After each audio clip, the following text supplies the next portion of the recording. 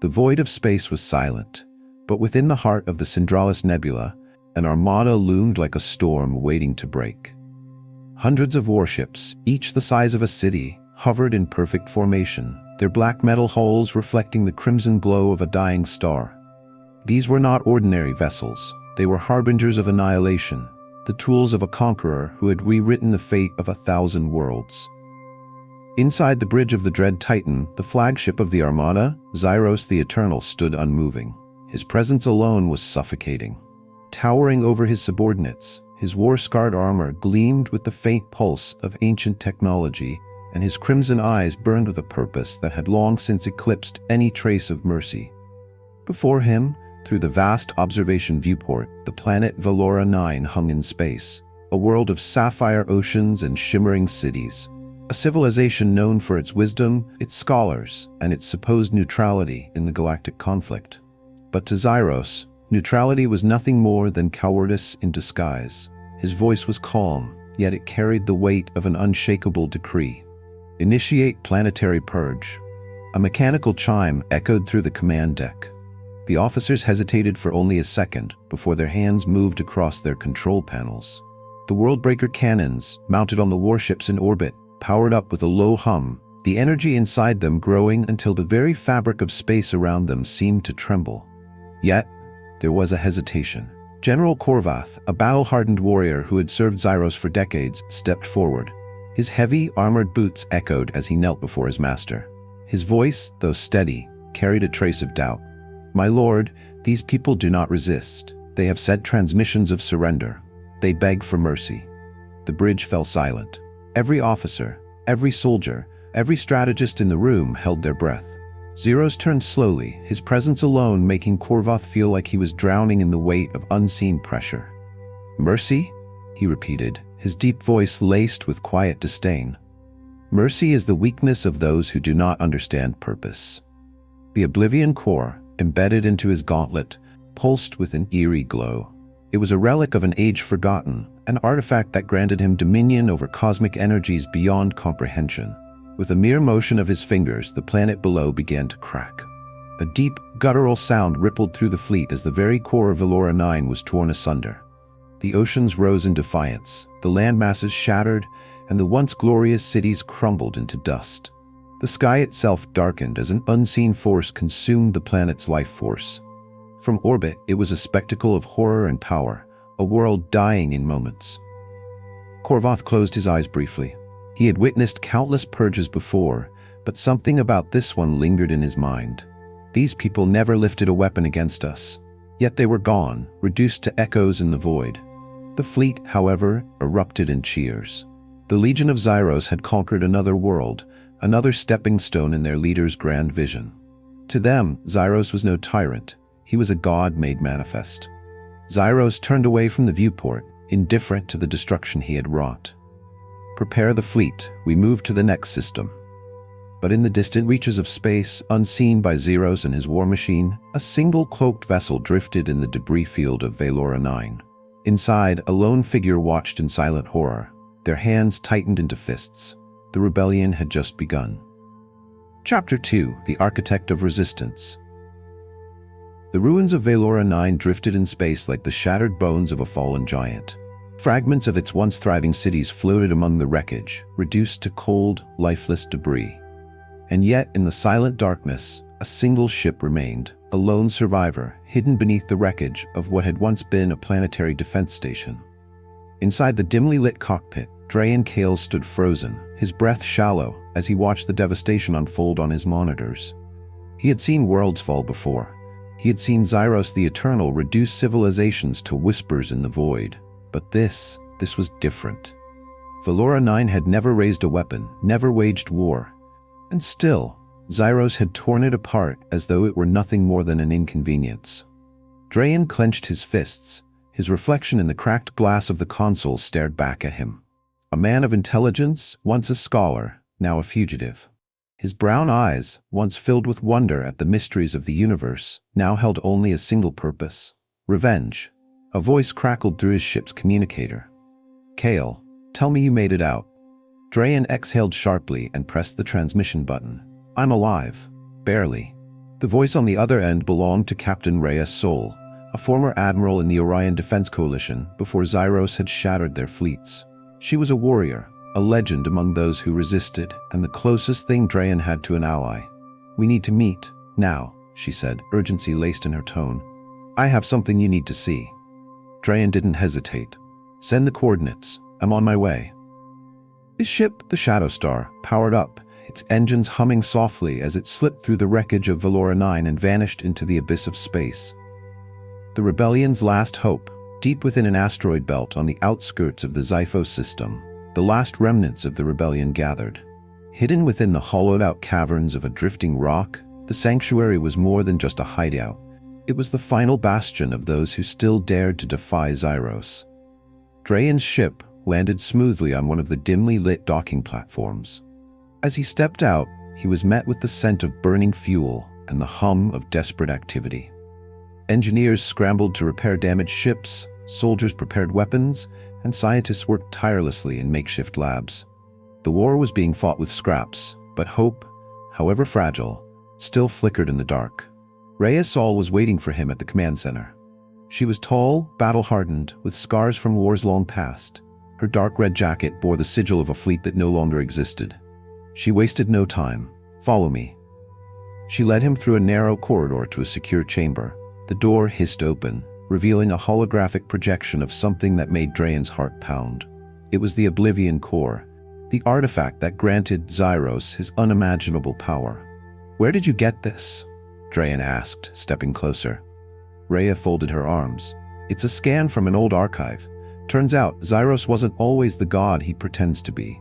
She tapped a control panel, and the image changed. A new figure appeared, a much younger Zyros, before he was the Eternal. A warrior, a conqueror, but not yet unstoppable. "This is from 600 years ago," Rhea continued, "before he found the core, before he became whatever he is now." Drayan's mind raced. If there was a time before Zyros wielded the core, then that meant. "It can be taken from him," he whispered. Rhea nodded. "Not just taken, destroyed." For the first time in years, Drayan felt something unfamiliar in his chest. Hope. The first strike. If the rebellion was going to stand a chance, they needed a plan, and the plan was madness. The Oblivion Core was housed deep within Zyroz's flagship, the Dread Titan, a fortress unlike any other. A direct assault was impossible, but there was another way. Infiltration. Rhea placed a data tablet on the table. "There's a shipment of energy cells scheduled to be transported to the Dread Titan in 2 days. If we can hijack that transport, we can get inside undetected." Drayan raised an eyebrow. "And then what? Walk up to Zyros and ask him to hand over the most powerful weapon in the universe?" Rhea smirked. "Something like that." The room was silent for a moment before a voice spoke up from the back. "I want in." Drayan turned to see a man leaning against the doorway. His presence alone commanded attention. Tall, with silver streaks in his hair and a cybernetic arm, Valen Drax was once Zyros's most feared general, until he betrayed him and vanished. Now he stood before them, his expression unreadable. "I know the Dread Titan better than anyone," Valen said. "You'll never get inside without me." Drayan narrowed his eyes. "Why would you help us?" Valen's jaw clenched, and for the first time there was something in his gaze, regret. "Because I helped Zyros rise to power," he said, "and now I intend to help you bring him down." The rebellion had found its inside man. The storm is coming. As the rebels prepared for their most dangerous mission yet, the Dread Titan moved ever forward, consuming everything in its path. Zyros stood alone in his chamber, staring into the vastness of space. The Oblivion Core pulsed in his gauntlet, whispering to him in a voice only he could hear. A shadow moved behind him. General Korvath stepped forward, bowing. "My lord, intelligence reports indicate movement in the Zyphos system. The resistance is stirring." Zyros didn't turn. Instead, he exhaled slowly. "Let them." Korvath hesitated. "You do not wish to crush them before they act?" Zyros finally turned, his crimson eyes gleaming with something almost amused. "No," he said softly. "I want to see how far they will go before they break." A cruel smile formed on his lips. "And then I will remind them why I am eternal." Chapter 3. The Heist of the Dread Titan. The rebellion had no second chances. The plan was simple in concept: steal a supply transport, infiltrate the Dread Titan, locate the Oblivion Core, and sabotage it before Zyros even knew they were there. But in execution, it was suicide. And yet, for Dre and Kale, Captain Rhea Sol, and the rogue General Valen Drax, it was the only option. The Shadow Star drifted silently through the outskirts of the Zyphos system, scanning the incoming Imperial supply convoy. 4 massive freighters, each carrying fuel cells and high-energy weaponry, were en route to the Dread Titan. Each ship was escorted by a squadron of Sentinel drones, unmanned fighters designed to eliminate threats before they could even reach the cargo. Drayan sat in the pilot's seat, scanning the sensor data. "There's our way in." Rhea checked her rifle. "Then let's take it." Valen, sitting in the co-pilot's seat, remained quiet. His gaze was locked onto the transmission logs. He had once led these ships. He knew their defenses, their weaknesses. But he also knew Zyros, and Zyros was never caught off guard. "Something's wrong," Valen muttered. "This is too easy." Drayan smirked. "You call breaking into a heavily armed convoy easy?" Valen didn't answer. Instead, he leaned forward, his cybernetic arm interfacing with the Shadow Star's systems. A data stream flickered across the screen.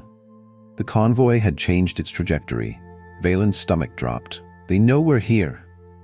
"Brace for impact," he shouted. A split second later, the first barrage struck. Ambush in the void, explosions rocked the Shadow Star as Sentinel drones swooped in like mechanical vultures. Blinding streaks of plasma fire cut through the void, forcing Drayan into evasive maneuvers. "I thought this was a stealth mission," he yelled over the alarms. Rhea, already at the ship's gunner station, unleashed a volley of return fire. "Stealth just went out the airlock!" Valen cursed under his breath. Zyros set a trap. He knew we'd come for this convoy. Drayan gritted his teeth. "Then we improvise." He yanked the controls, sending the Shadow Star into a full-speed dive toward one of the freighters. The drones followed, but Rhea's pinpoint gunnery took down 3 of them before they could adjust. Valen locked onto the cargo bay's access codes and forced a manual override. The freighter's docking clamps disengaged. "Go, now!" Drayan fired the thrusters, sending the Shadow Star into the open cargo bay just before the doors slammed shut behind them. They had made it inside, but the hard part was just beginning. Inside the beast. The moment the hatch opened, Rhea and Valen moved in first, clearing the hangar with silenced energy rifles. The ship's interior was cold, metallic, lifeless. It was an Imperial freighter, and Imperial ships had no wasted space. Every inch was designed for efficiency, meaning nowhere to hide. Drayan checked his wrist display. They had 10 minutes before the ship docked with the Dread Titan. Valen motioned them forward. "Stay quiet. Stay fast." They navigated the narrow corridors, avoiding security patrols until they reached the central data hub. Valen interfaced with the mainframe, rerouting their entry authorization to make them appear as a standard supply team. The ship trembled as the docking sequence initiated. Rhea took a deep breath. "We're in." Drayan exhaled. "Time to rob a god." The Dread Titan. If the freighter had been cold and lifeless, the Dread Titan was something else entirely. The ship was alive in the way a predator was alive. It breathed power. Every corridor pulsed with an ominous artificial energy, a reflection of the unholy fusion between Zyros and the Oblivion Core. Valen led the way, his knowledge of the Titan's layout their only advantage. But the moment they stepped into the main passageway, an alarm blared. They had been expected. The corridor's walls came to life. Automated turrets dropping from the ceiling, sentry drones activating with a piercing hum. And at the end of the hall, waiting for them, was General Korvath. The warlord's second-in-command stood like an executioner, his crimson armor gleaming under the blood-red lights. "You should have stayed dead, Valen," Korvath said, drawing his plasma blade. Valen stepped forward, unsheathing his own blade. "So should you." The 2 warriors clashed, their weapons igniting in a shower of sparks. Meanwhile, the turrets opened fire. Drayan dove for cover as Rhea unleashed suppressing fire. They had come to destroy the Oblivion Core, but now they would be lucky to survive the next 5 minutes. Showdown in the dark, Valen and Korvath were locked in a brutal duel. Each strike sent shockwaves down the hall. They had once fought side by side, now they fought to kill. Korvath snarled, "You betrayed the only thing that ever mattered." Valen countered, driving his blade forward. "You still think Zyros is a god?" Korvoth knocked him back, his blade crackling with energy. He is. And you will kneel before him one last time. Across the hall, Drayan and Rhea fought to stay alive. The sentry drones moved in perfect unison, forcing them back. Drayan saw a control panel and made a choice. "Cover me," he shouted. Rhea provided just enough suppressing fire for Drayan to reach the panel. He ripped off the cover, bypassing the circuit security. With one desperate override, the turrets turned on the drones. In seconds, the defenses tore into each other. The corridor became a chaos of metal and fire. Balin, seizing the moment, drove his blade through Korvoth's chest. Korvoth gasped, his eyes wide in shock. He will never fall. Balin twisted the blade. Then let's test that theory. Korvoth collapsed. The rebels had won the hall, but alarms screamed through the ship. Zyros knew they were here, and he was waiting. Chapter 4. The Wrath of Zyros. The dread titan trembled. Deep within its heart, where the ship's core pulsed like a mechanical god's beating heart, Zyros waited. He stood before the Oblivion core, its swirling darkness contained within a gauntlet of ancient metal fused to his flesh. The whispers of the core spoke to him. They always did. They warned of the trespassers. Zyros' lips curled into a smirk. Let them come. Running out of time, Drayan, Rhea, and Valen sprinted through the corridors, alarms blaring behind them. They had minutes before Zyros' full forces overwhelmed them. Valen led the way, his knowledge of the ship keeping them one step ahead. Barely. "Where's the core housed?" Drayan shouted over the noise. "The apex chamber," Valen answered. "Past the inner sanctum. Zyros will be waiting." Rhea slammed a fresh charge into her rifle. Then let's not disappoint him. They burst into the sanctum, and there, waiting for them in the vast chamber of black stone and shifting energy, was Zyros. The power of a god. Zyros was clad in his warlord's armor, black and crimson, the edges lined with veins of glowing energy that pulsed in time with the core. His piercing crimson eyes studied them, his expression one of amusement rather than anger. "You are either very brave," he said, stepping forward, "or very stupid." Valen stepped in front of the group, blade drawn. "I made a mistake serving you, now I correct it." Zyros chuckled. "You were always sentimental, Valen. I told you, empires are built on will, not regret." Drayan took a cautious step forward, gripping his pulse pistol. "You're powerful, but even you have a weakness." Zyros raised an eyebrow. "Do I?" Rhea's fingers tightened on her rifle's trigger. "The core, you weren't always like this. You stole that power, and now we're here to take it back." Zyros' smirk faded, and then he moved. In the span of a heartbeat, he crossed the chamber, his gauntlet slamming into Valen's chest with a force that sent him flying. Valen crashed into a pillar, gasping as his cybernetic arms sparked. Drayan and Rhea opened fire, but Zyros was faster. A pulse of energy erupted from his gauntlet, stopping their weapons midair. The plasma bolts hung, frozen, before reversing, firing back at them. Drayan barely dodged. Rhea took a grazing hit to her shoulder, staggering back. Zyros turned to Valen, who struggled to his feet. "You don't understand, do you?" His voice was almost disappointed. "I am not powerful because of the core. The core is powerful because of me." And then he unleashed his full strength. The chamber shook as black energy roared outward. The walls cracked. Gravity itself seemed to twist as Zyros' power distorted reality. Valen lunged. Their blades met in a clash of fire and steel. Sparks showered the floor as Zyros effortlessly countered every strike.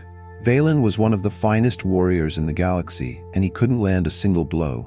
Zyros caught Valen's wrist mid-strike. With inhuman strength, he twisted, shattering the cybernetic limb. Valen screamed as he fell to his knees.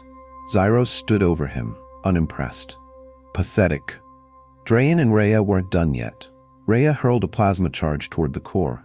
But with a flick of his wrist, Zyros stopped it midair. The charge froze, then crumbled into dust. Drayan gritted his teeth.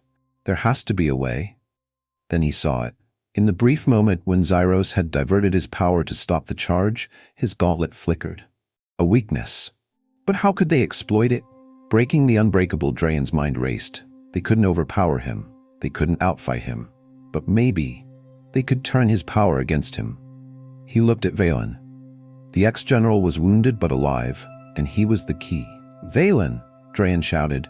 "You said the core feeds off Zyros. What happens if it gets too much?" Valen's eyes widened in understanding. "It would overload." Rhea, breathing heavily, caught on. "And if it overloads, It destroys him. Zyros turned toward them, unimpressed. Whispering won't save you. Drayan grinned. We'll see about that. They needed to force the core to absorb too much power too fast, and there was only one way to do that. The final gambit, Drayan and Rhea unloaded every shot they had, not at Zyros, but at the core itself. Zyros' eyes flashed with fury. Fools! He raised his gauntlet to shield the core, just as Vaylin made his move. Summoning the last of his strength, Vaylin drove his shattered cybernetic arm directly into the core's exposed structure. The result was instantaneous. The core screamed. The energy feedback looped, its dark essence turning against its master. The gauntlet cracked. The chamber shuddered violently, lights flickering. Zyros' smirk finally disappeared. For the first time in centuries, he felt pain. A surge of raw power ripped through his body. He staggered, the gauntlet's glow flickering uncontrollably. Drayan knew this was their only chance. Now! Rhea fired the last plasma charge directly into the core's heart.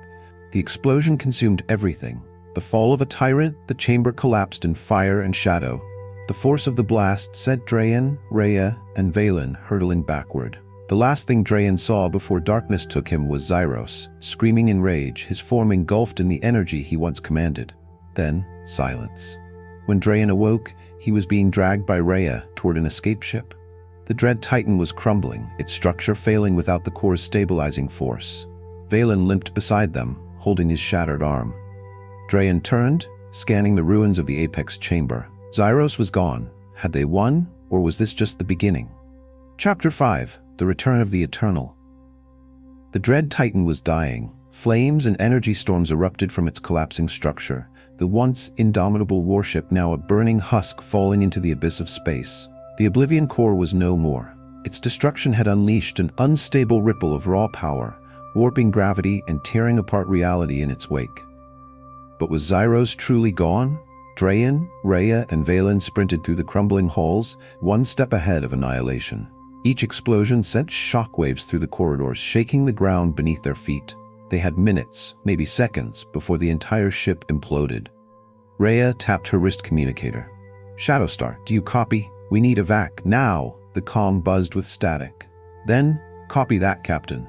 We're on approach. Get to the docking bay. Drayan turned to Vaylin, who was barely holding himself together. The ex-general's face was pale, his cybernetic arm completely destroyed, his body wrecked from the battle. Can you make it? Drayan asked. Vaylin gritted his teeth. I didn't come this far to die here. They rounded the final corner and stopped dead in their tracks. Because standing in their way was Zyros, the resurrection of a warlord. The corridor was wreathed in shadows, the air thick with unnatural energy. Zyros stood in the center of it all, his armor shattered, his body wreathed in flickering black lightning. His left gauntlet, the one fused to the core, was cracked, pulsating erratically. His eyes, once burning red, were now abyssal voids, endless and hungry. Yet he still stood, still breathing, still unbroken. Rhea froze. That's impossible. Drayan's heart pounded. We destroyed the core. He should be dead. Zyros laughed. It was a hollow, eerie sound, not anger, not pain, but something deeper. You don't understand, do you? His voice was a whisper, yet it shook the air. Vaylin's eyes narrowed. You were feeding off the core, but the core was also feeding off you. Zyros nodded slowly, as if amused. And now that it is gone, its power remains. The core was never the source of my strength. It was merely a vessel. Now I am free. The walls warped around him, the very structure of reality bending to his presence. Rhea raised her rifle, her hands steady despite the fear clawing at her mind. Then we'll put you down for good. Zyros smirked. Try. The last battle, Rhea and Drayan opened fire. Zyros didn't move. The plasma bolts reached him and disintegrated mid-air. Then he moved. In an instant, he closed the distance, his shattered gauntlet pulsing with dark energy. His hand shot forward, grabbing Rhea by the throat before she could react. Her weapon fell from her grip. Drayan lunged, but Zyros blasted him backward with a flick of his fingers. Drayan slammed into the wall, the impact knocking the air from his lungs. Vaylin, despite his injuries, charged with his blade. Zyros caught the sword mid-strike with his bare hand. The steel trembled, then shattered into dust. This is over, Zyros said. Vaylin spat blood. Then finish it. Zyros tilted his head, considering. No. He threw Vaylin aside like he was weightless. Then, still gripping Rhea, he turned his gaze toward Drayan. "You amuse me," he said. "I should destroy you. I should break you, as I have broken every enemy before you." His gauntlet tightened around Rhea's throat. She choked, struggling against his impossible grip. "And yet," Zyros murmured, "you remind me of myself." Drayan, still gasping for air, forced himself to his feet. "Let her go." For a moment, Zyros simply stared at him. Then, to their shock, he released her. Rhea collapsed, coughing violently. Drayan rushed to her side, steadying her. Zyros stepped back, regarding them with something almost resembling curiosity. "You came here to kill a god," he gestured around them, "and yet, here I stand." Valen forced himself upright. "So what now?" Zyros turned, looking toward the burning remnants of the dread titan. "Now?" He let out a breath, one that sent a ripple of darkness through the air. "Now, I no longer need this empire." Drayan's eyes widened. "You're leaving?" Zyros smiled.